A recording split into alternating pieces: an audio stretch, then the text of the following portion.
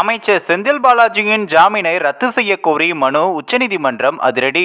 போக்குவரத்துறை வேலை வாங்கி தருவதாக கூறி மோசடி செய்த வழக்கில் அமைச்சர் செந்தில் பாலாஜிக்கு எதிரான சீராய்வு மனுவை உச்சநீதிமன்றம் தள்ளுபடியும் செய்துள்ளது.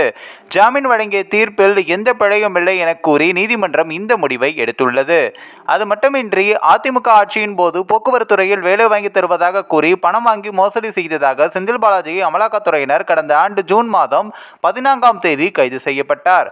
இந்த வழக்கில் ஒரு வருடத்திற்கு மேலான நீண்ட சட்ட போராட்டத்தை அடுத்து 471 நாட்களுக்கு பிறகு கடந்த செப்டம்பர் மாதம் உச்சநீதிமன்ற நிபந்தனை ஜாமீன் வழங்கியது. ஜாமீனிலிருந்து வெளியே வந்த வேகத்திலேயே செந்தில் பாலாஜி அமைச்சராகவும் பொறுப்பேற்றுக் கொண்டார். இந்நிலையில் செந்தில் பாலாஜிக்கு எதிரான மோசடி வழக்கு விசாரணையை துரிதப்படுத்த கோரி அவரால் பாதிக்கப்பட்டதாக கூறி ஒய் பாலாஜி என்பவர் உச்சநீதிமன்றத்தில் கடந்த அக்டோபர் மாதம் சீராய்வு மனு தாக்கலும் செய்திருந்தார். இந்த வழக்கில் ஒய் பாலாஜி தரப்பில் முக்கிய வாதங்கள் முன்வைக்கப்பட்டது. அதாவது சென்னை மத்திய குற்றப்பிரிவு போலீசார் செந்தில் பாலாஜிக்கு எதிராக பதிவு செய்யப்பட்டுள்ள வழக்குகளின் விசாரணை நீர்த்து போக செய்யும் வகையில் 2000 பேரை புதிதாக சேர்த்து தமிழக அரசும் காவல்துறையும் பல்வேறு தந்திரங்களில் ஈடுபட்டு வருகின்றனர்.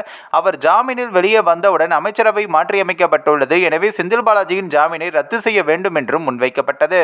இந்நிலையில் சீராய்வு மனுவை உச்சநீதிமன்றம் தள்ளுபடியும் செய்துள்ளது. அதாவது செந்தில் பாலாஜிக்கு ஜாமீன் வழங்கிய உச்சநீதிமன்றத்தின் தீர்ப்பில் எந்த பிழையும் இல்லை என கூறி சீராய்வு மனுவை தள்ளுபடியும் செய்தது. இந்த ஒரு வீடியோ குறித்து உங்களுடைய கருத்துக்களை நீங்க மறக்காம கமெண்ட்ஸ்ல சொல்லுங்க. நம்ம ஏஷியாநெட் நியூஸ் தமிழையும் தொடர்ந்து ஃபாலோ பண்ணுங்க.